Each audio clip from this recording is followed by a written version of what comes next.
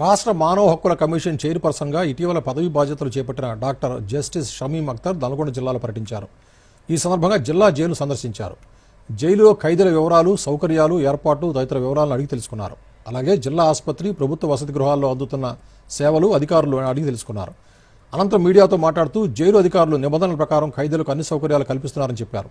ఖైదీల నుంచి ఎలాంటి ఫిర్యాదు లేవన్నారు.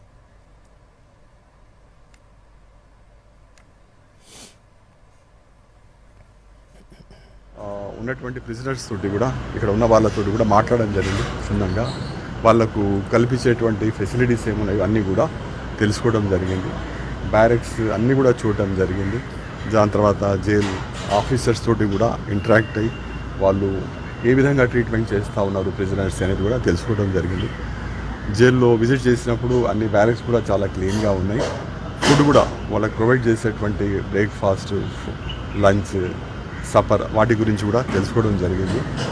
మధ్యాహ్నం భోజనం ఏదైతే ఉందో ఒక దాల్, ఒక రసము, రైస్ అవన్నీ కూడా పరిశీలించడం జరిగింది. అవన్నీ కూడా క్వాలిటీ కానీ ఏదైనా కానివ్వండి అవన్నీ కూడా అప్ టు మార్కే ఉన్నాయి.